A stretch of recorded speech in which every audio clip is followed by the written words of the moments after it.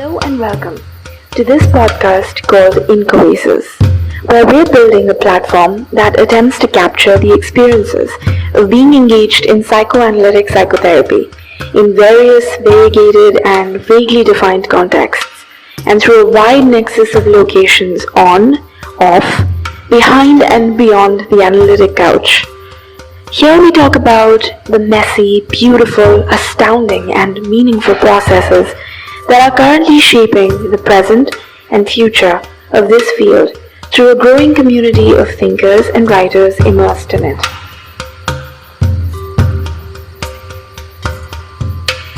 Inchoasis is a space where we can diffuse some of the mist around the headlight question, आखिर ये Indian psychoanalysis क्या है? What is Indian psychoanalysis anyway? My name is Ipsita, and I want to explore this ginormous inquiry the same way I do everything I love, through stories and ideas.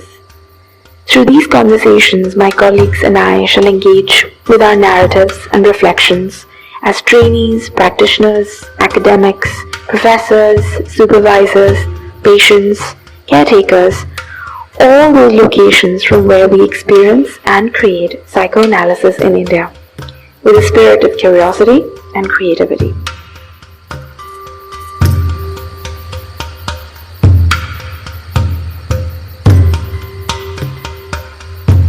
Today I welcome Savi, a peer and a friend, a woman and a lover in quest, to speak, to utter her work with, in and through love, politics and womanhood. It's achingly frustrating to put to words of introduction a work that has no beginning and no end in sight, but ebbs and flows and proliferates with inquiries at every punctuation. So I shall not make this naive attempt, even if it comes at the cost of inviting a listener into a territory that seems to remain mysterious almost as though by will. But perhaps that is what love is too, an invitation to faith.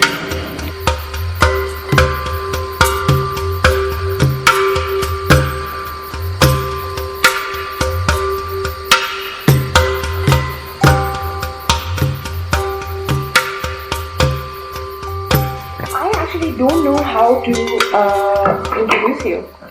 There are, in fact, two ways in which I was thinking I could introduce you. One could be like this very objective way.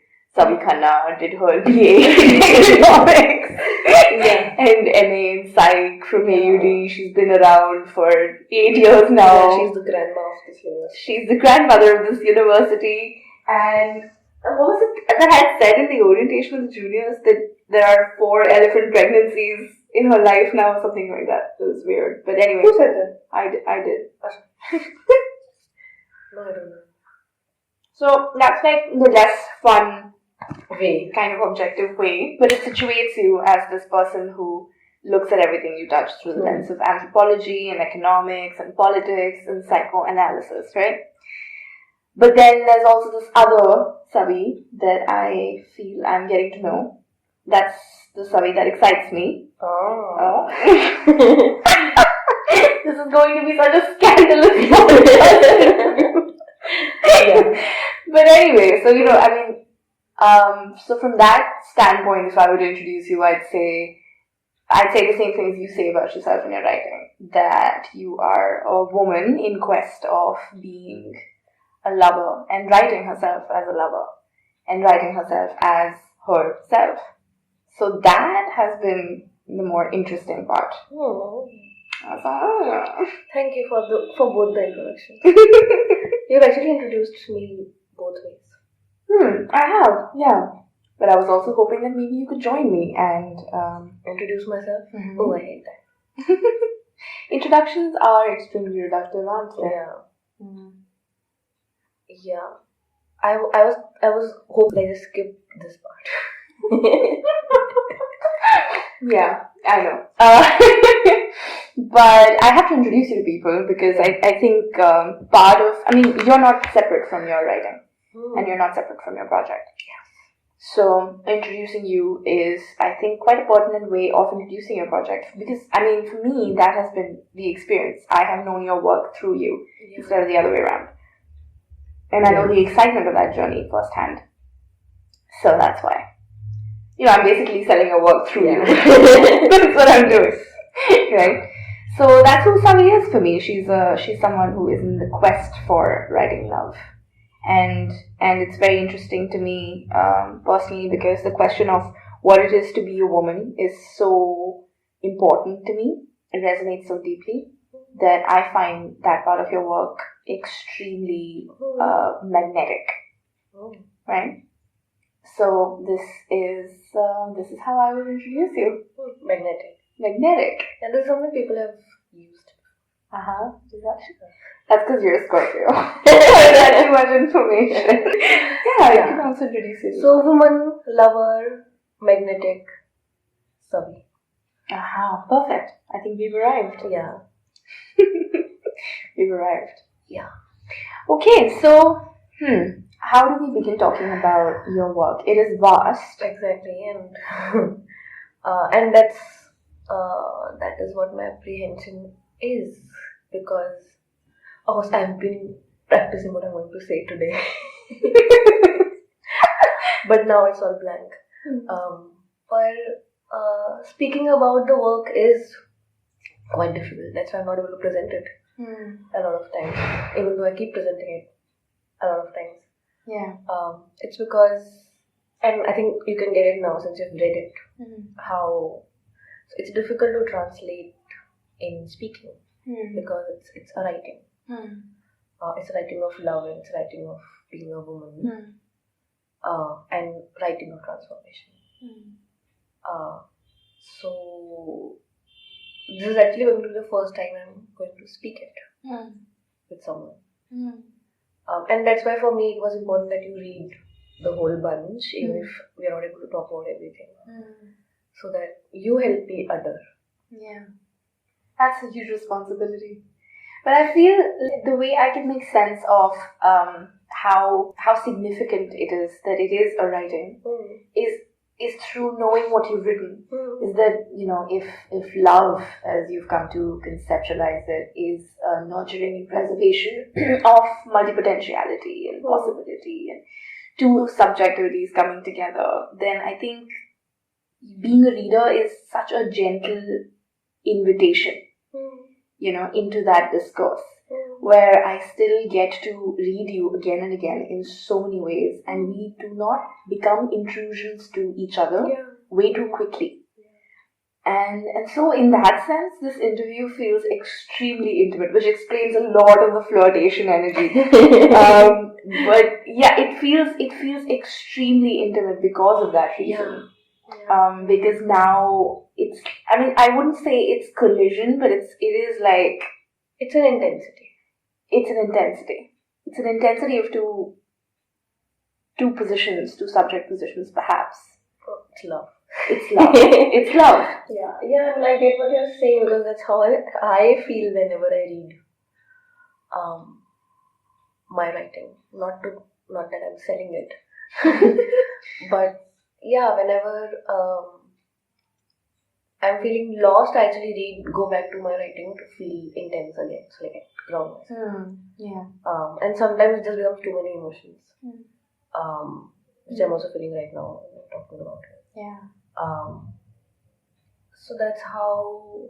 But I also know, and there's something also I've written in the chapter we actually published. I write that I can only write when this intensity comes. So I cannot write when I'm not feeling this way. And that's why it becomes so. For me personally, it becomes difficult to write assignments. Because if the intensity is not there, the writing will not come out. I'll give something bland, which nobody would like to read. So when I'm sad, I cannot write. When I'm very happy, I cannot write. But again, the intensity you were talking about, this intimacy of knowing this work which you're also feeling after reading this work. It's a mix of a lot of emotions. This is reminding me something my therapist said to me. I think she had said that love is actually when you feel all the emotions at once. That resonates beautifully, because I was just thinking that part of the intensity and the grounding quality of your writing comes from the fact that they are vignettes that you write in these moments, and you bring moments to the page without losing the body, the sensorial quality of that moment. And it's a little bit like reading a haiku, because it's very show, don't tell. But at the same time, it's not like a haiku, because it's your voice in the rhythm of the words and the choice of the words and in the choice of the segments itself that you've picked up.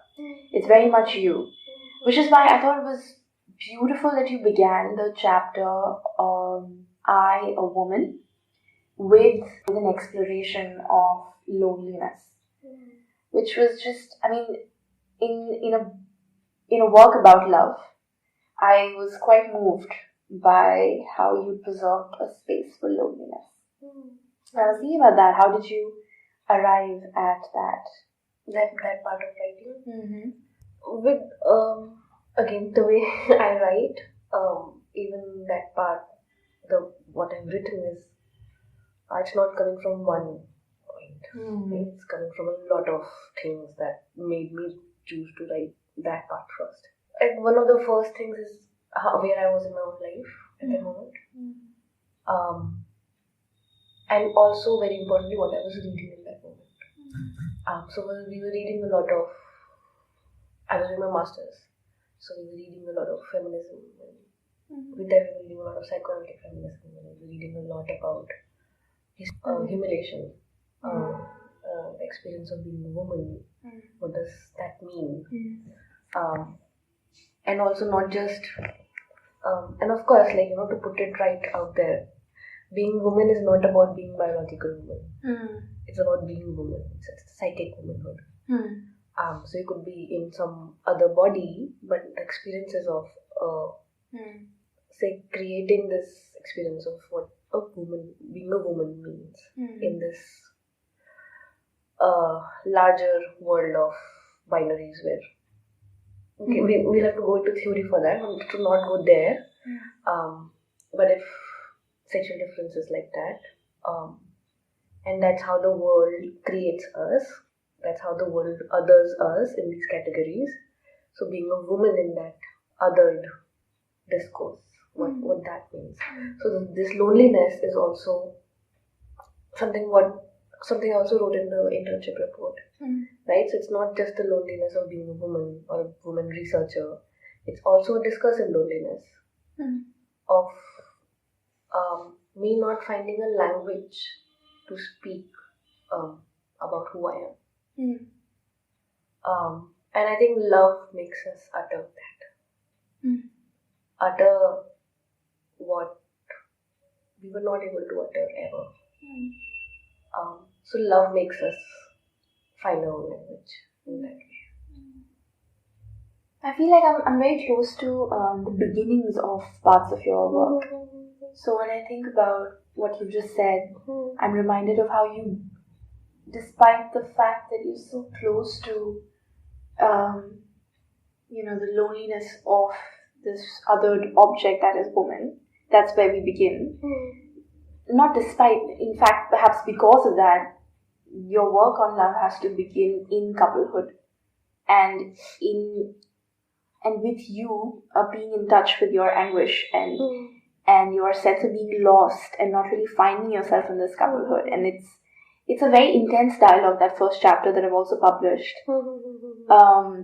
It's just this constant negotiation, and you don't even know if it's a negotiation because it's a lot of questions that don't really get answered.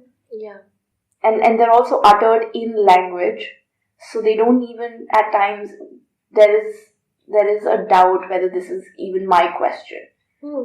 So questions about can you touch me, can I touch you, can we touch each other while not losing touch with ourselves.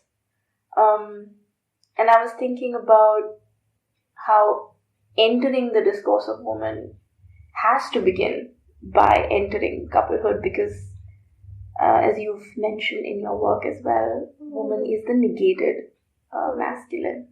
No? You disagree with that? So woman is constituted as the negated masculine. What the argument is in the writing is actually it's another position which is not seen.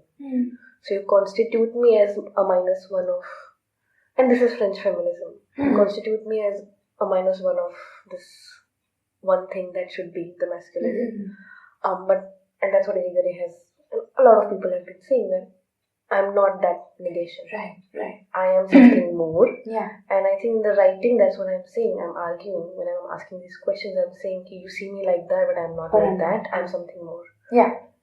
So I'm not just the negation. I'm not just the lonely othered object. I am much more. And when I love, I create that moreness. When I love, I create that nearness. Yeah. And thus also an argument towards a woman's love. Because a woman's love would be out of this negation, this negating discourse. Yeah. So that's the argument. Yeah, and I see you arriving at that point in your writing. It's not something that I felt you began with. And perhaps was the gift of that whole process of negotiation, where you're wondering. Yeah, and I think it's also not a complete negotiation or a complete arrival. It's like an ebb and flow. Like it comes and goes. It comes and goes. And I think that's what happens when I don't have language to speak about my desire. I'll find it in flows. I'll find it in fissures. Because the world does not let me speak. And so I'll shift between these two languages, creating my own, but also using the other one because that's the one I have. But I also have to create something of my own. And there's a celebration of this ebb and flow in your writing, where you say that you don't really get me, and you say this to the other. And when I read it, I felt like there was almost pride in the way you wrote that. There's also a strange pleasure in this mystery that we experience as women, that this is not my language and that I struggle with it. But I struggle, so I am someone who struggles. And that is a moment of triumph. Yeah. But there is a moment of, I would say, pride, triumph, and anguish. Yeah. So it's synced with anguish, but it's also synced with hope. Because anguish means there's also anger, there's rage, and rage means that you have the capacity to protest, you have the capacity to resist. और protest होगा, resistance होगा, तभी transformation होगा. Right. So it's all of that, So say currently also people are standing up and saying no, not this language. What's happening in Shaheen Bagh, etc. They're fighting a language. They're protesting. They're angry. So it's that kind of a thing that you don't get me. You don't get my experience of who I am because you stay in your own world. You don't come near me. You don't come to my nearness. And I'm angry at that. But I'm going to say it. And I'm going to tell you that you don't get me. Because you need to know that. So it's about two things. One, this protest is an acknowledgement of my unique subjectivity. That I am, in fact, different. So it is a moment of acknowledging difference. Yeah. And second, as you say, it is a call. It's an invitation. Perhaps an enraged invitation. But it is still an invitation for nearness. Yeah, exactly. And that's where love comes in. Yeah, exactly. And also, of course, my writing is not a conversation with an actual other. Of course, no. There's a lot of others I'm talking to outside, and a lot of others I'm talking to within me. So when I'm constituting a couple, it's not like I'm talking to a real lover I had. It's not like I'm talking to an ex and saying these things to him. But it's a kind of an him or another that I've internalized with whom I'm speaking. Because this language, this negating language is also something I've internalized and live with it. I am complicit in it a lot of times. And yet there are moments where I have to fight it. And that sort of situates us into, I think, what we'll come to later, but I also kind of just want to highlight that it really brings another layer of meaning to the coinage of Savi meetings. These meetings that you held in your community, in the community that you were invited to, and it is your community now. Yeah, and these women who welcome you and speak to you about their experiences of love, within, without, beyond, in between, whatever other actual and metaphorical boundaries of the community. But they call those meetings Savi meetings. Yeah, they call those meetings Savi meetings. Savi meetings is this community I have not been working with, but I've been visiting since 1.5 years in a village in Odisha, and it's a group of women who have come together and they work together. And I meet them and I talk to them about why they do what they do. And that's what perhaps my thesis is going to be about.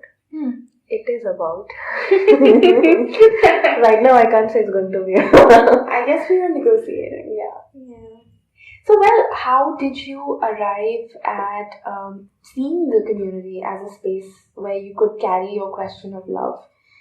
And also, before we go there, I'd also like you to talk about the sense of the ending. Well, this is the phrase now that comes to my mind. The sense of the ending that you had once you'd written your dissertation, once you arrived in your MPhil. Because when I read your dissertation, I thought that, you write in questions, so I don't even sense that there's a desire for any conclusions in your writing.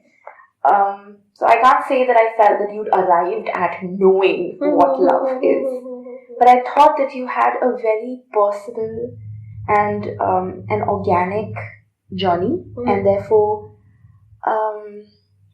like a bit of self-knowledge, that is inherently going to be transformed with experiences of what Savi's love might be, your love might be. And I resonated with that deeply.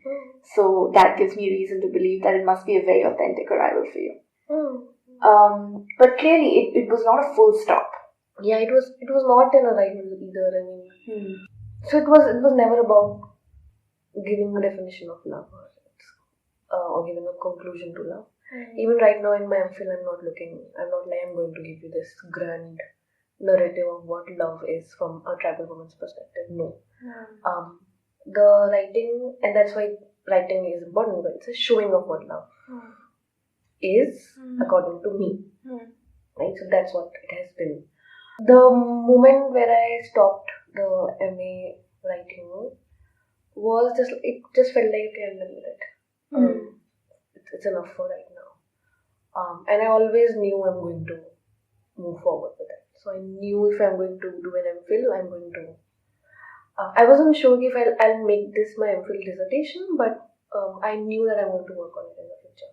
And I actually wanted to work on this independently, but given the amount of engagement this needed, I thought I would just do it as my MPhil dissertation as well.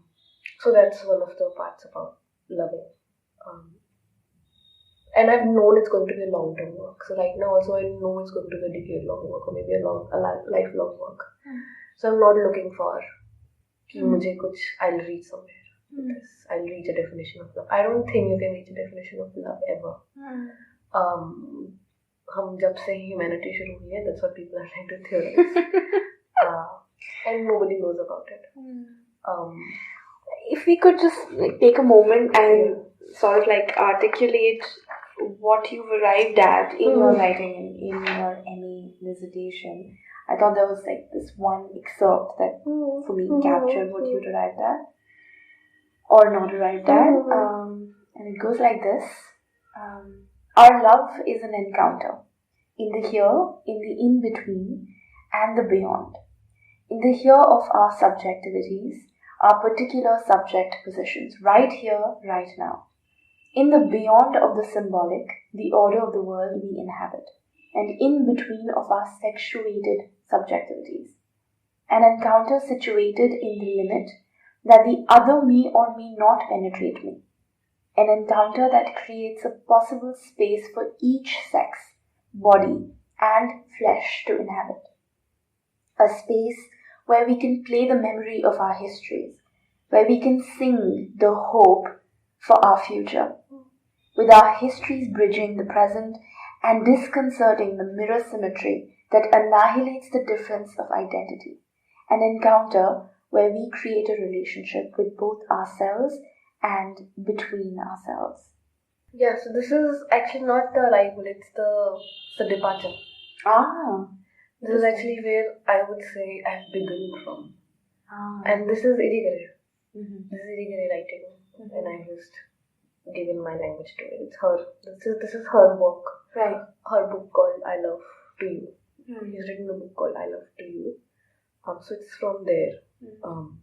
So for me, this is what I wanted to write about when I began writing about love. So the first two chapters I write in I, a woman, are an answer, or like when I departed from this thing, that is when I arrived. So the last chapter was a kind of a theoretical background to the first two chapters. Wow. Yeah. So it was the ulta. Yeah. Theory came later, my writing came first. Right. It might seem like this is an arrival, because like I said, it's not, there's no end or a beginning to it. It's just, it's an ebb and flow. So sometimes it comes in I write, sometimes it comes in I, a woman, and it gives language to it here. So yeah, that's how this is. I would call it a departure.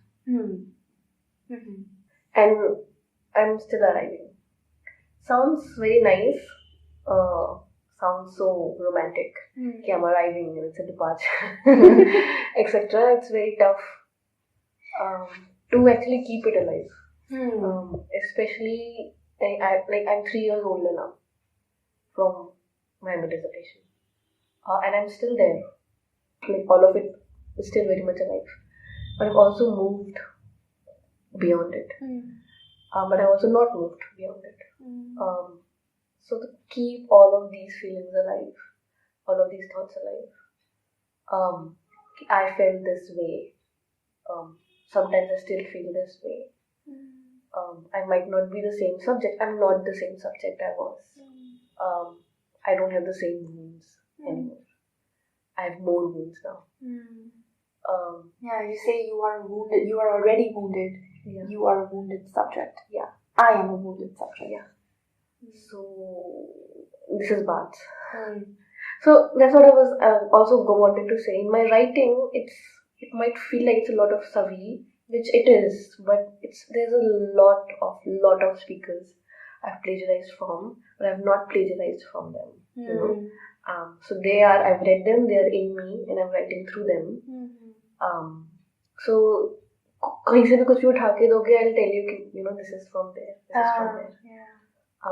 So I feel like you're always in this very tense, quaking interstice between knowing your experience and then having this stream of language on the outside that you sometimes sort of dip into to reach to reach out for something to bridge this gap, this interstice where you are. Exactly.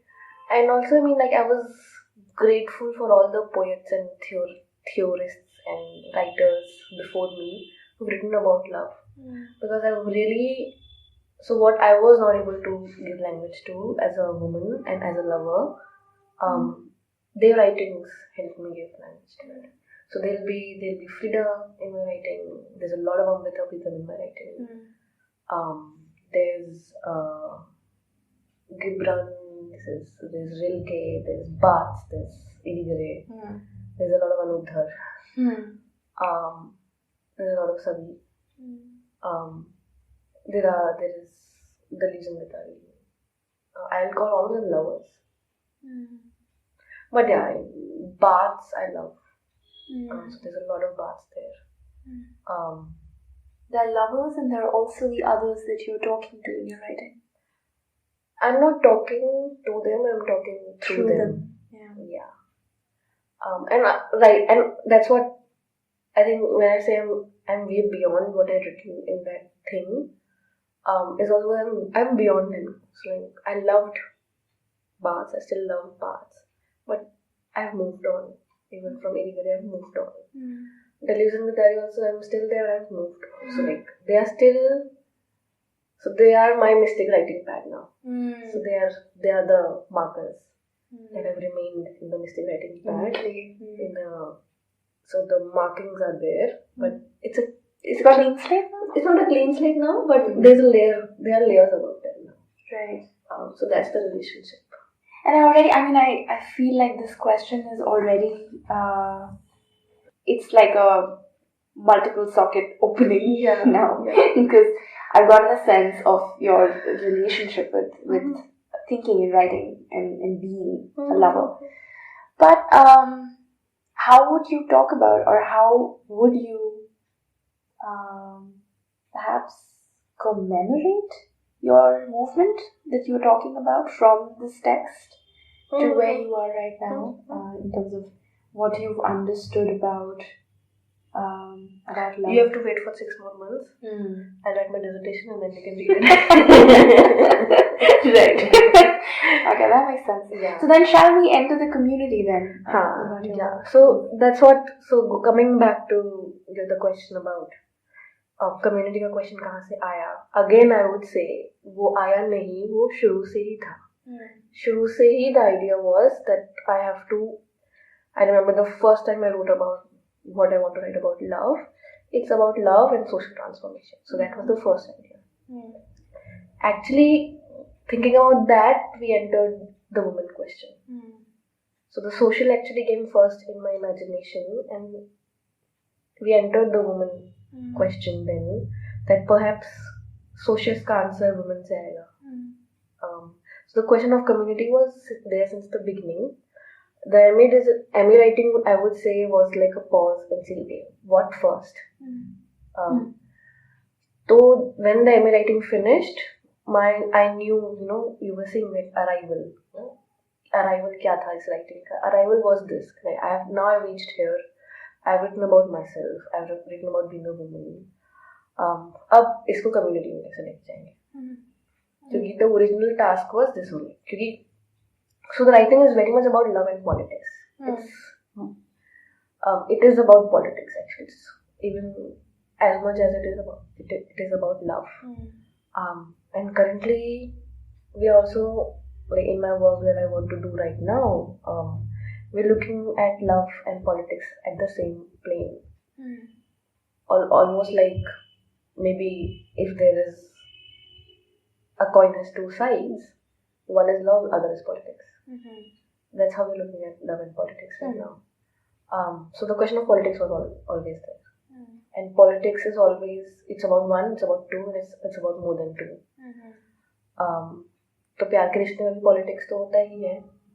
But the idea was to take it to a larger context and see how that makes sense.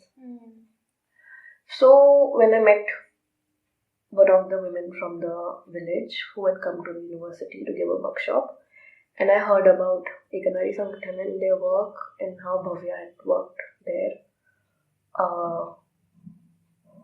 The way they talked about the journey of their group, I felt like जो मैंने यहाँ दिल्ली में बैठ के अपनी life से इधर पढ़ के या बात पढ़ के सोचा था, वो सब कुछ ये लोग कर रहे थे. तो जो मैं यहाँ प्यार के बारे में सोच रही थी वो लोग कर रहे थे. So that was my interaction with this community. And what some of the striking things here, I mean, ये जो करना है, ये क्या करना है जो notice में आया? And I know it's a difficult question. You'll need to do dissertations for it. But I mean, so Bhavya who's been working with them. It's her work. So it's her work. I have just entered now, and I'm just looking at her work, her and the women's work. तो उन लोगों ने जिस तरह से अपना group बनाया, it's a group of single women who came together in their loneliness, right? So they were lonely, they had their own problems, they were a part of a community, but by virtue of being single, they had a particular kind of experience. They were loving. So they came together in their singleness to talk about their singleness. And singleness doesn't mean that they were unmarried or widowed. Singleness meant they might have husbands, they might have partners, but their experience of life is of singleness. So they came together, they started talking about their singleness, they started talking about their stories, and through that they went through a kind of transformation. As a group of women coming together, and they were also able to transform their relationship with the village community. And now they're actually currently, it's been 7 years since the group was formed. They are very much involved in taking this experience of transformation that they've had by coming together in a group and loving. They're helping villages, like women and villages around their community, to be able to get through a similar experience. It sounds like it's a development of a politics that is more consciously informed about love. Exactly. So, and that's, I won't complicate it by saying what I wanted to say. Like I said, it's, if you look at the coin, one face is love, one face is politics. So what they're doing is love. Politics कर रहे होते तो शायद नहीं होता. Love that looks like, or that impacts through politics? Love is politics. Love is politics. What they're doing is love. What Modi does is politics. So that's how I'm imagining love. So now love is no longer for me in this plane of dyad between me and you. It might have the same force. It has the same processes for me. So I don't see love between a man and a woman, or say love between two people, man, woman, whatever, is any different from doing love in the community or doing love within a group. In terms of intensities and intimacy as well. Yeah. So there's no difference for me. It's the same process. It's the same internal processes or external processes that give birth to both experiences. Some people might call it desire.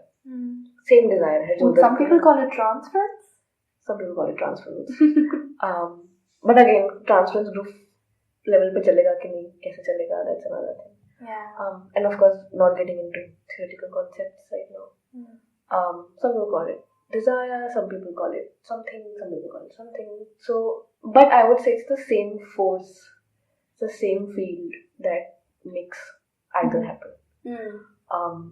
And I think that's how I'm asking to see people to look at love. Love does not mean occupation, belonging only. When it is only occupation and belonging, it's only about two parties having each other, it becomes Indian occupied Kashmir, or it becomes Pakistan occupied Kashmir, right? So that's fascism. But when love is not seen as just occupation, just property, just ownership, but it's looked at in its multiplicity of the kind of things it can do, and the things that it can allow to be. Exactly. To be able to do. The people that it can allow to be. Yeah. It gives birth to another way of politics, another way of doing things, another way of being. And to me, these women were doing that. Again, not to say there are not problems in the groups, not to say that sometimes the group also occupies positions that are not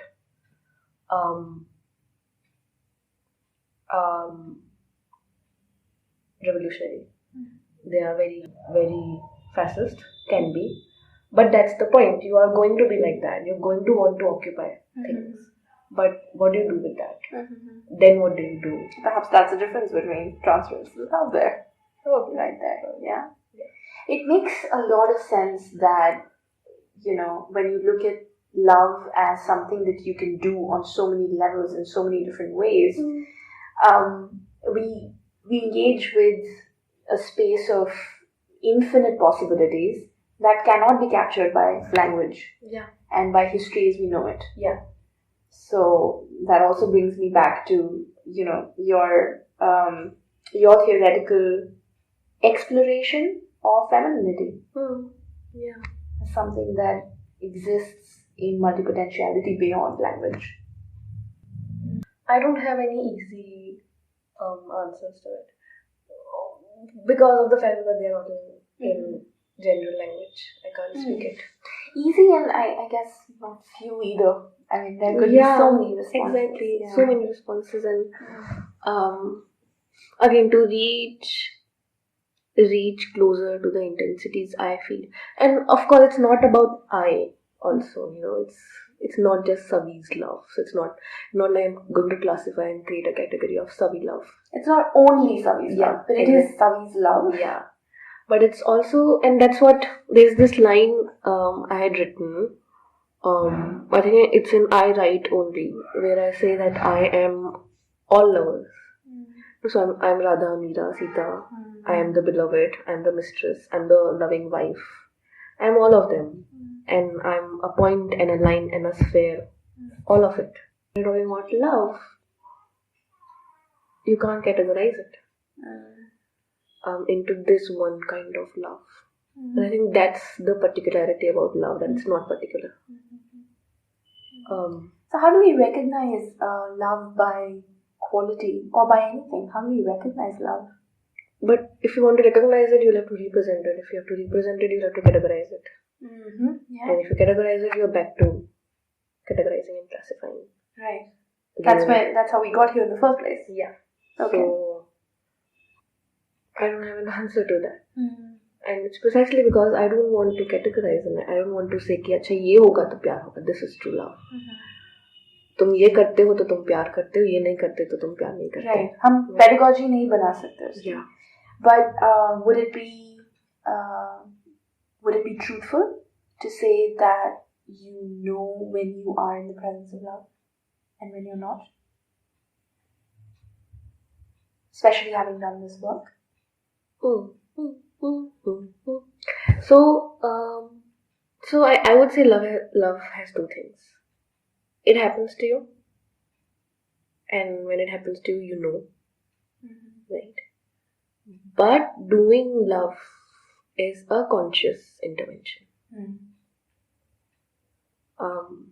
So love happens to you, but you do love. Beautiful. I think we can congratulate you. Yeah. Love happens to you, but you do love. I think that's where I am. So love happened to me in a lot of ways, in so many times, at so many times. But then what I did was I did love.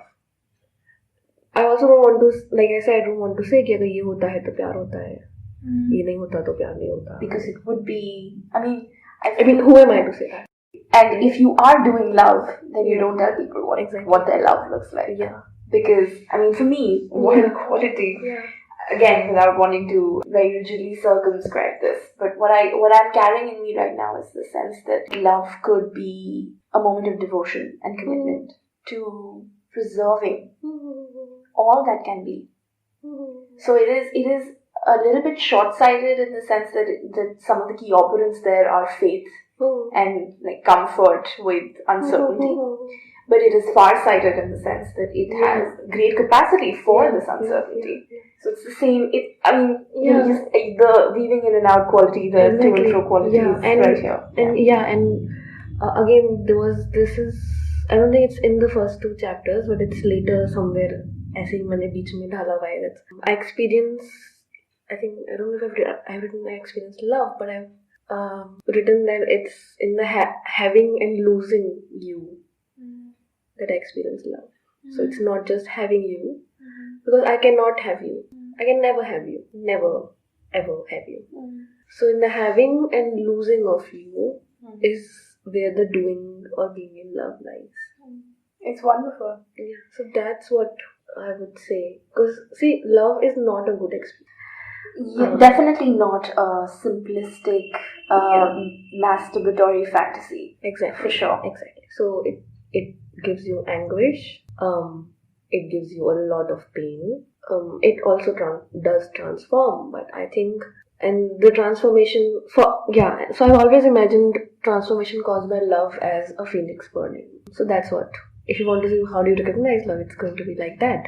But again, I don't want to say ki you have to compromise in love or you have to burn yourself in love. Very politically incorrect and not a good thing to say. And that's what happens in violence. There's a very thin line between love and violence. Yeah, I sense that. Right? There's a very thin line between that.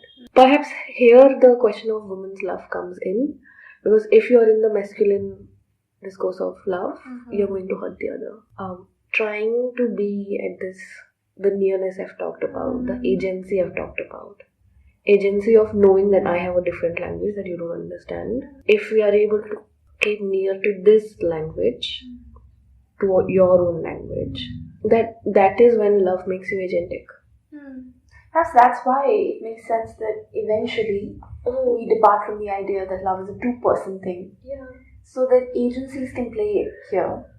And it sounds like a lot of the burning, if you were to look at love through this language kind of an apparatus, then it seems like a lot of the burning comes from an in-between space. Yeah. And that also brings me to what I was thinking about grief in love.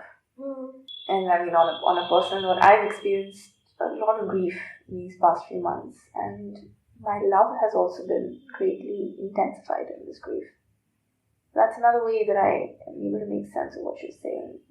But that grief doesn't necessarily demand from any real person and other to somehow erase this part of our story, because it would be an erasure. Yeah, and this is again applicable to a couple, and it is very much applicable to politics, especially in contexts of race and caste. If I go there in the village, they're not the same as me. I carry so much privilege there. I might be a woman as them, but I'm not the same woman. There's so much oppression I carry. Not oppression, like in the sense like I am the oppressor. Right? I am also the oppressor by the virtue of being where I was born. Right? So for me, a lot of question has been around this also. When I go there, how do I traverse this line between Love and violence? And to be mindful that you can be a perpetrator of violence without wanting, without intention necessarily being there. And that in love you can have the intention to violate. Yeah. Just the sensitivity brings a new texture to love.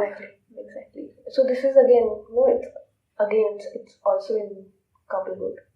It's also in a couplehood of this kind, You can also say me and going there in this group, it's a couple. Yeah. But it's not a couple. So what you were saying about what you just said about love, I was aware of this. It's not just about grieving, and that's my task to say it's also about politics. It's also about this thing. When we say personal is not political, or when we say personal is political, I think that's the dyad. Sometimes we just divorce the thinking of मैं इस लड़के से प्यार करती हूँ या मैं इस लड़की से प्यार करती हूँ. ये processes are different from say me going out and protesting. I would say it's the same protest. It's the same process, and that's how personal is political. Always political, always personal, and always not political. Sometimes I also feel personal is not political. It's not Modi's politics. Personal is not Modi's politics, but it is also Modi's politics. And that's what happens when you are in it for too long. You actually question. I'm babbling right now, which is fine. But I'm not lost. I'm not entirely lost. I have associations. I feel like the way you sort of veered from what I was saying about grief towards politics. I felt like in that movement itself, that movement is telling of perhaps the politics that you see that is driven by love, or as you say, that is in fact love, is a politics that is response to an acknowledgement and an experience and living in a subjectivity that is born in grief. And so I was thinking about these moments that you've written about in your internship that are about eating together. And I was wondering if those are the moments where you create a non-verbal, like a language that does not depend on words. Yeah. A language of bodies. Exactly. Where you live these differences. Yeah. Yeah. So would you like to talk a little bit about that? One of the moments, and I had written like, Rishta shuru kaise hua tha? And so I was looking at moments like, at which moment did the relationship begin? And was it when I met one of the women in the university, or did it begin when I actually went to the village? And the moment you're talking about, where I went there and I had not eaten anything since the morning, and the group was waiting to see me. This is the first time I'm seeing them. And I go there, and the person who brought me there, he was there, and the woman just asked, "Have you eaten?" And we told her that we had not eaten because we had gotten up late and we had to go meet the women, so we didn't have time to cook. And because it's a very small town, there's no restaurant open after, so breakfast closes at 11. So when I went there, they were aghast and they were like, "How is this possible? They said we're not going to have the meeting if she's not eating." They were like, "Ki hum ek baar khana na khaye to hum to mar jayenge." So then one of the women just held my hand and just took me away to another house and then they gave me food. They gave me so much food. They didn't have much left because it was afternoon. They had already finished their bit. But they gave me bhat, which is boiled rice, and they gave me mango chutney because it was June. There was a lot of mango there. So I started eating, and then suddenly another woman came with another sabji from her house. Then another woman came with another sabji from her house, and they were making me eat. And I couldn't eat so much food, but we were eating. So this was one of the first moments in the village. One of the first. You say we were eating, so they joined you in the meal? No, I was eating. They were just sitting around me and staring at me. And they were very expectant. How does she like it? Will she like the taste? And to me, the taste actually felt very familiar. I thought, कि इतना दूर गांव है, दूसरे state में है. Like I'm coming from Delhi, this is Odisha. I was wondering खाना कैसा होगा. But it tasted very familiar. Even like the mango chutney tasted like how my mother. Again, there are a lot of layers here. It's an Adivasi women cooking like a North Indian recipe. So you can see power. You can see how the North Indian discourse is influencing their lives as well. They use our recipes now. I don't know how much of an original recipe is that. But yeah, so the food was like that, and eating was always very intimate. Is always very intimate. I still go there, we eat. हाथ से खाते हैं, मैं भी हाथ से खाती हूँ. I think one of the women said कि जब तक खा नहीं सकते एक साथ तब तक कैसे मिलेंगे, something of that sort. Oh yeah, that was in one of the meetings we were talking about. And we were discussing love. And one of the women, she goes to these NGO meetings, and she was saying that she said that जब हम वहाँ meeting करने जाते हैं तो सारी औरतें साथ में बैठ के मीटिंग करती है, बात करते हैं. They talk about development, they talk about seeds NGO में.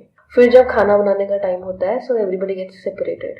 So the Adivasis sit together and cook and eat. The upper castes will be sitting together and eating, and the Dalit would be sitting together and eating. So she was like, when I go to these meetings and this happens, I always wonder कि आप development की बात कर सकते हो group में बैठ के, आप गांव को बदलने की बात कर सकते हो उस एनजीओ में बैठ के, बट अगर साथ में बैठ के खाना नहीं खा सकते, so all of these conversations are fruitless. That's what she said. I mean, that's my English word. That's not what she said in Odia. She talks to me in Odia. So, but that was the sense कि अगर साथ में खाना नहीं खा सकते हो और ट्रांसफॉर्मेशन की बात करते हो तो क्या ही करते हो, नहीं होगा. But it's interesting you are asking about my eating with them and then this experience. I think my love and politics, not our love and politics, love, what, and there's no and. also comes, we experience nearness at these moments. I'm with them, I'm in their house, we eat together, we cook together. There have been times I have cooked for them. We go to the river and bathe together. We work in the field together. Even though they don't let me work in the field. उनको लगता है कि, which is true I think also, उनको लगता है शहर से आई है फील्ड में काम करेगी तो मर जाएगी, भी बेहोश हो जाएगी. So they don't let me do work, but sometimes I've offered help so they've let me do it. So nearness comes when we sing together. They sing a lot, so they sing, and their songs are impromptu. So they'll just start weaving a song together. They'll be just sitting together in a group and they'll just start weaving a song together. Yeah, so there was this one song they were singing at Bhoji going on. We were preparing for the Bhoji is like a lunch the community cooks together to celebrate harvest. So we were there and they were all preparing food and I came and I was, so उन्होंने मुझे फूल दिया था तो मैंने जूड़ा बना के ना फूल लगा रखा था बालों में. So they started singing a song. And the only line I recognize is Savi to full ho rahe. Savi to full ho rahe. And they were singing Kui, and after every थोड़ी देर में this line would come कि Savi to full ho rahe. So I knew that they are singing a song. They're just constructing a song about me, and just they keep adding Savi to full ho rahe. But गाना बना रहे. We experience nearness, love then, and that's why writing this actually becomes so difficult. You'd rather sing. I'd rather sing. So when I come back to Delhi and I have to write about these things, it's painful. It's actually painful. Not because of a sense of loss or grief. It's not that kind of pain. It's just painful to bring this to academic language. Would you say it's frustrating? Yeah. It makes me angry. Like last December I was there for a month. And after I came here, I was angry at everything around me. Mostly the university space, because I had spent 1 month there and I was like, I have studied economics. This could be my introduction. So I have studied economics in bachelor's. I have done psychosocial studies as my master's. I'm training as a psychotherapist in my MPhil. Almost like then 7 years of university education. And I felt nothing was helping me make sense of what I was living there. No economic theory, no Marxism, no psychological theory, no Freud was able to give me language to what I was experiencing. So my experthood was washed away in the river when I took bath there. And for this unease I felt a lot of times, even before going there. So I felt this, and that's why I've changed streams also. So for it, I think this is me coming out right now. So when I changed from economics to psychology, because I was like, economics is not making me. मैं travel करती हूँ, train में जाती हूँ, train से जो देखती हूँ, मेरे को economics से समझ नहीं आता है. Economics is not making you. Yeah, and so then I came to psychology. Okay, maybe I'll combine psychology and this kind of a multidisciplinary thing, and maybe I'll know what being a human means. But actually, the more you learn it, the more you realize that it's an obfuscation of the experience of being human. Exactly. So that was the anger I came back with. I just didn't want to engage with theory. I didn't want to engage with university discourse. But of course, it's been a year now, and like I said, things have changed. I moved a little beyond. I have gone back to talking with theory, to have a conversation with theory. Firstly, because I have to do it, because I have to write a dissertation. But also because I feel that perhaps that conversation is important. Of my unease, frustration, and lack of language to this other sphere which pretends to give me language. But can I give language to that? Then you become a lover. Oh, nice. Yeah, probably. So yeah, that is the thing. I feel very comforted by your articulation of this unease, because I feel a similar discomfort in my training as a therapist. I feel that the person sitting in front of me is someone I want to protect from the language that I carry inside me. I wonder if your experiences have led you to something similar, or to think about similar unease. As a therapist? As a therapist in training. As a therapist in training, yeah. And the reason why I emphasize training is not because of title related issues. I feel like it's this newborn innocence that we are in touch with right now, which I cherish a lot deeply. It's as though we haven't been completely corrupted yet. Yeah. I would say two things to that. Like, first thing is I think this is my general answer to everything. It's a coming and going. So, like, at moments I'm like, okay, yeah, this theory is making. It's not in the session. In the session, nahi hota, but after I'm like, okay, yeah, perhaps this helps me. But a lot of times I also feel this great unease कि जो class में पढ़ा था वो तो होता ही नहीं या हो ही कैसे होगा या कुछ और हो रहा है. And that's what कि वो तो होता ही like I said वो तो होता ही नहीं है कि ये तो हो ही नहीं ना क्या हो रहा है. This is my imagination perhaps. But also in my conversation with senior therapists, I feel that they are actually more like some of them can be very concrete in terms of the kind of theory they want to use, but a lot of them actually feel more unease in terms of, for them it's easier to let go of theory and do something innovative in the session. As a trainee, it becomes more difficult because you're in training and you have actually you've actually tasted the theory, but you've not had an essence of it. You've not digested it. So when you're in training, you're actually kind of digesting it, and sometimes it gives you diarrhea.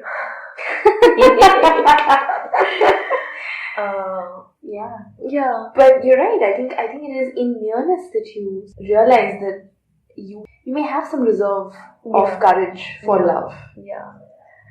And it is in the nearness with the patient or with your therapist that you realize that there's something so much more. Exactly. And I think that is what you just said is the most important thing. Because most of us here are also patients. So being a patient yourself really helps in negotiating how you are also dealing with your patient as a therapist. And I don't know about others, but in my own therapy, the things I have learned from my therapist in terms of loving or being together as a patient and a therapist, they give me courage to be a therapist in the session. There are times when I don't want to be a therapist at all. But surprisingly, this never happens in the session. So in the sessions, I love being there. Right? I love seeing patients. Of course not. But most of them.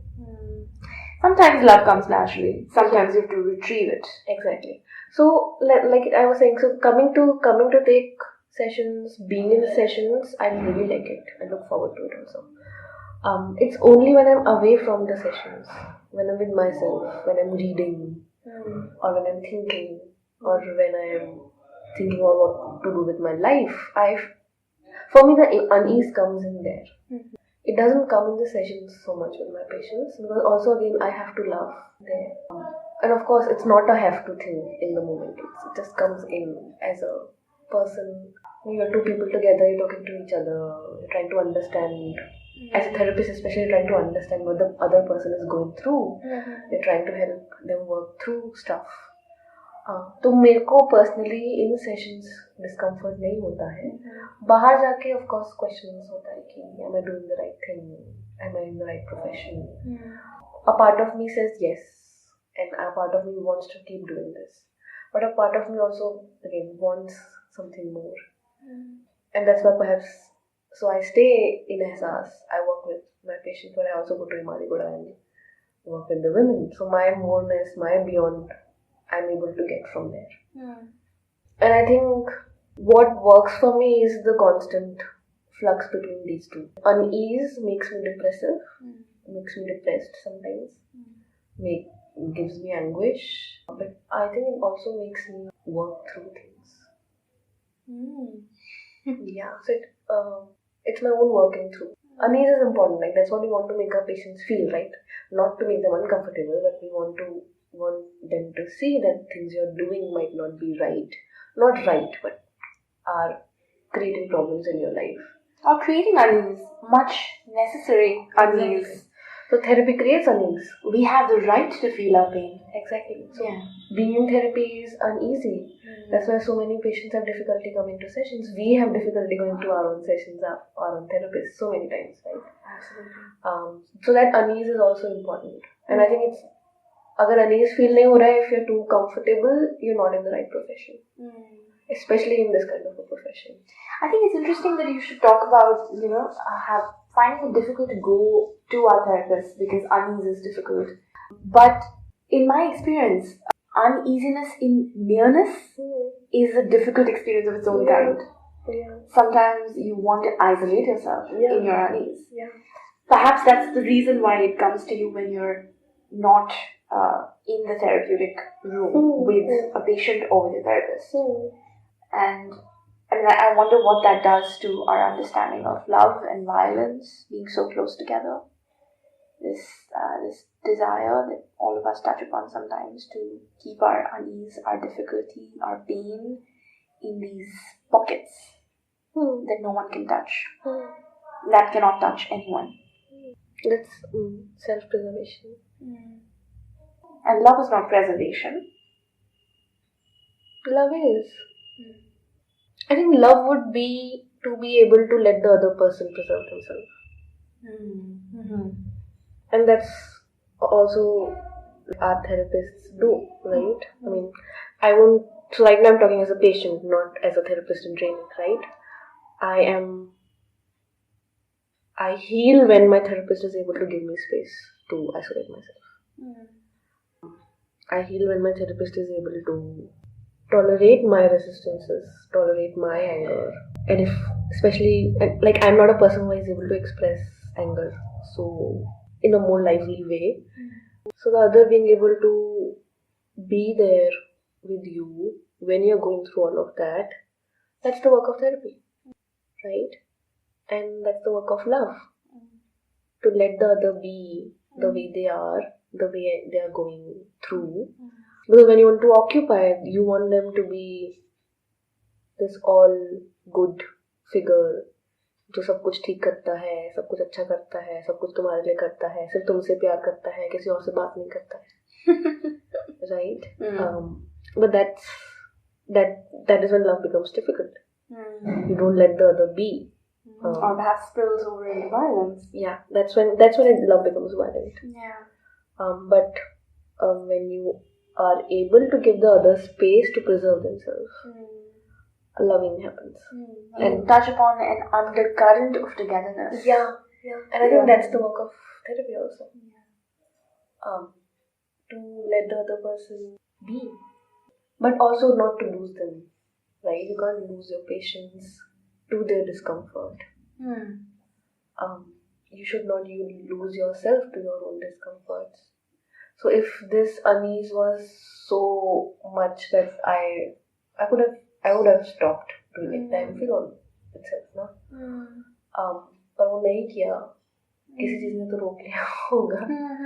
Right? When you say losing yourself, I was thinking about how we hold on to language sometimes because we don't want to lose ourselves. But then through your work, I feel like we have the opportunity to understand other avenues of nurturing ourselves, where language, I mean, I wouldn't see it as a puncturing entity all the time. Sometimes it's just not enough. So then our frustration towards that not enoughness is the puncturing factor. Yeah. Right? But then in these moments where you're cooking together, singing together, that I feel is another way of not losing yourself. Yeah. There is this moment, I have not written about it in the thing, but in the poem you just published, there's this line where आग में तू भी सुलगी और आग में मैं भी सुलगी, right? So this would happen. So the inspiration for this was the woman I was staying with when she would be cooking in her kitchen. So they don't have now they have gas stoves and everything, Ujjwala Yojana. They don't know how to use it. They don't like to use it. But they also चूल्हे में खाना बनाते हैं mostly अभी भी. But तब तो उसी पे खाना बनता था. This is last December.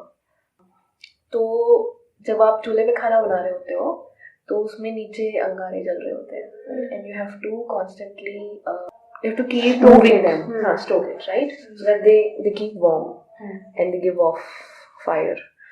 तो जब वो खाना बना रहे होते थे I would sit with her, I would just sit with her, she would cook, I would sit, और वो उन अंगारों को खाना बनाते हुए she would just stoke them and पूरा रूम में अंधेरा होता था, सिर्फ उन अंगारों की रोशनी होती थी. इट वाज दिसंबर, सो रात शाम जल्दी हो जाती थी and I would look at her face through that amber roshni, you know. And we would just sometimes smile at each other. Sometimes she would say something, we have a conversation. Mostly it was just silent looking at each other and just she's cooking and I'm staring at her and I'm really staring at the embers also. Those were, I think, very intimate moments for me. And that's what I was saying. So, आग में तू भी सुलग रही है, आग में मैं भी सुलग रही हूँ. With single women meeting each other, so separate, so different from each other. But you have fire in between. Yeah, but we are together in this kind of nearness with each other, and without seeing each other, I think we share each other's pain of being women, of being women lovers who couldn't have our love, given our own subjective histories, but also as women who have to go through things in life because they're women. I came across this quote by, I think, Evergreen. She was talking about how we come into this world, women come into this world, embodied women, with a destiny for pain. Menstrual cramps and aches during our breasts are growing, and childbirth and child loss, and what they call quote unquote bad outcome pregnancies. So pain is almost at the core of the female body and of womanhood. Feminine body. A feminine body. A feminized body. Yeah, exactly. Not a female body, but a feminized body. Right. Yeah, I think that's a good response to that statement. And it does come to mind when you talk about being at the, if not at the center, then at least woven very deeply into womanhood. Yeah, and that's what I want to, I think, with my work also, when it is misunderstood, you know, people sometimes only see pain. They can only see pain. So also, you know, to say that the work is not about women's pain, right? It's actually about women's love and her agency. That despite being a wounded subject, we create so much. Yeah. And what are we wounded by? I think that is also a myriad of entities. Exactly. Some of them may be biological destinies. Yeah. Or discursive violences. Or bodily violences when we talk about feminine and feminized bodies. Yeah. So not biological per se. Yeah. So, so it's, I don't think we should only see women as a pained subject. They're not. The painting subject. Painting subjects. Yeah, that's true. They paint. They're not pained. Right? They paint. Frida paints a portrait of her lover. And her pain. Yeah. And many, many cells retrieved despite loss of her extremities. I think your writing in both the instances has felt, I mean, writing is art, but this is writing that completely owns its aesthetic and the fact that it is an aesthetic. And that's something that I really resonated with. In my imagination, there's no other way that you could, I mean, this can't be a jargonized academic text at all. It just can't be. That would be violence, not love. Exactly. So even when I come back from the village and I'm like, we do a to and fro between theorize कैसे करेंगे, गाँव में क्या हो रहा है उसके बारे में कैसे लिखेंगे, तो like I always go back to saying कि, for example, if somebody would ask me if I'm writing about love from a woman's perspective, love from an Adivasi woman's perspective, I'm not writing that because I can't write that because I'm not a tribal woman. So even if I'm coming back and writing something, it's going to be what I have understood of love from them. Yeah. Right? Only they can write about what they experience love as. And that's the problem. They don't write love. They do love. Their love happens when they're farming. Their love happens when they work together. Their love happens when they work for each other. It's a very community, it's a very self-other doing thing. I feel like that sort of brings us back to where you began with your relationship with writing. You can only write when you experience an intensity. And if you have to write about love that is doing, you have to constantly retrieve this intense love for writing. Yeah. A lot of yes, but writing that is loving. Writing that is singing. Yeah, and I think I was thinking about this in the morning. When people read what I've written, there are two responses from most of them, like either of the two. Either they don't get it, or they just make it a very big, great, grand thing I've done, and I don't resonate with either. I was at this conference, a very small conference in the mountains, and I was talking about this work, and they were all so amazed by what I was doing. And I was like, it's not amazing work, it's very regular work. I mean, I don't know how you felt it, but when you must have read it, it's a very everyday experience of being a woman and loving. But perhaps that is what is amazing, because my frustration with language and theory is that there is no space for the ordinary woman and the ordinary experience of being woman in language and theory. So it is groundbreaking in that sense to me. It's groundbreaking to someone who's already so deeply grounded. Yeah. You know? Yeah. But because we are women and we live this every day, it's in some ways it is an act of being, if I were to put it gentile fashion, I'd say it's an act of being honest. But if I were to go bold, I'd say it's an act of being naked, showing skin. Yeah, and a lot of people, I think there's a third response also. A lot of people are not able to read it. It just becomes too intense for them, and that's why when I told you when you're reading it, like read it slowly. Even during when I submitted the writing, my reader had told me that when she was reading it, she had to take a break, take a walk, and come back to it. And I did not imagine that it would cause such a response to other people. It's only when people start reading it and telling me that is how they're experiencing the writing as. Or like one of my lovers couldn't read it. Another of my lovers didn't get it, even if he read it. There are other friends who have not gone past first chapter. And I don't know how that happens. I can only speak for myself. I mean, I have this obsessive appetite for intensities. So for me, it was quite a delight. It's the kind of writing I'm looking for in the world. Producing such a writing, which in my imagination and in my objectively questionable memory, I have done sometimes, that can feel, depending on the reader I have in my mind, it can be extremely fulfilling or it can be extremely draining. But I appreciate that you have produced this writing. It's so many moments of seeing that don't happen in the world to us and through us. So to have that, and to have that as something that you can return to again and again is a gift. Thank you. Yeah, but as you're saying it, even like I'm thinking, and I've said that it comes from an intensity, and the intensity also gets reflected in the writing. But a lot of times I just don't know where it comes from.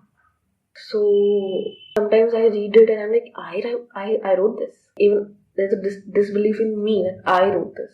So I don't know who is the one I that writes. And again, I've, apart from the internship thing that the village stay that you read, I've not been able to write after the MA dissertation. शायद वो intensity थोड़ी खोई हुई है अभी. कभी-कभी आ जाती है, फिर चली जाती है. And I think it's because of the times we are living in. Naked writing is as difficult as it is important right now. Yeah. I just find myself marveling at how what you describe right now is your experience with writing this work so far. But it sounds like a love affair. With writing? I don't know with what. Perhaps with many things. Yeah. But it sounds like a love affair where there is an excitement of discovery and then an excitement of rediscovery. And then there are these phases of mundane togetherness and nearness, which, as hard as it is to articulate because they seem to lack intensity, I feel like there's also, again, I think if you love these moments, then you don't want to disrupt their inarticulability. Yeah, I think, I mean, for the longest time, like, some people asked me to convert this into a paper and, like, say, publish it. And I was like, I can't change the way I've written it. So either I publish it as it is, which you're doing it now. Not being able to write after this, I think, has been this thing only. Like, what do I do after this? I can't, it's going to be impossible to replicate what I did. And not that I want to replicate. That this is what happened. And also that like I said, I've changed. I'm not the same person. 3 years is a long time. Of course, you've transformed. Yeah. I've transformed, and I mean, not going into my personal history, but I have had experiences in the last 3 years, which, when these are the experiences I did not have then when I written it. So I'm pretty sure if I write something like this now, it's going to be very similar, but there is going to be maybe more intensities because there are more wounds and there's more healing that has happened in the last 3 years. And I would love if people are able to write, not like me, but write with these intensities. You know, write honestly. Yeah, I was thinking if I could compare your writing to a genre of music, it would be soul. Natural, very spiritual. You don't even know where the sound is produced from, but it is so in the here and now. You and I. Yeah. So, yeah, like my wish is for the world to be able to write itself with as much honesty. It's a loving wish. Yeah. I think that would be for me a world transformed. Because we perform so much. And also not to say that this language, what I've written is not performative. It's very performative. A lot of it is not my own words. I've written them, but I've taken it from a lot of people. Poets write like this. In that sense, your internship report seemed, I could see the movement there because I remember being quite struck by what you'd written in the reference section, that there are no references to speak of. Yeah. Of course, this comes from all the readings that I've engaged with. Yeah. But it's done in an unconscious way. Yeah. And I don't want to translate them into a conscious listing. Yeah, and that was my anger also, you know, like that, what I was saying, I was angry at the university discourse. I was angry at itna saal padh ke bhi mujhe kuch nahi aata. That was the sense, you know, I go there as a researcher, but I don't know anything. Perhaps going to the field also does that to you, but it wasn't that anger that I wrote, okay, I'm not going to write any reference. I feel like looking at you and your work, I can see that statement for me is a two-part statement. इतना कुछ पढ़ के भी और मुझे कुछ नहीं आता है. Which means मुझे कुछ नहीं आता है is a moment of waiting. कुछ अभी नहीं आता है. And it's a moment of loving because lover is the one who waits. Right. So इतना कुछ पढ़ के भी I'm waiting. And शायद इतना कुछ पढ़ के ही I'm waiting. Exactly. अगर मैंने कुछ नहीं पढ़ा होता तो मुझे लगता मुझे सब आता है. So I'm Socrates. I know nothing. With love song. Exactly. No, I was like, when I came back as a movie, I thought, perhaps this is how Socrates, like, he felt like, I know nothing. Yeah. I don't honestly know how to wrap this up. Yeah. And I guess there's like solidarity a little bit. Again, taking this as a departure, not an arrival. Not an arrival and in no way a finish line, for sure.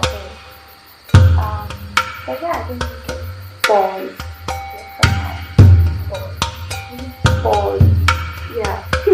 GWS for those who couldn't see the movement behind.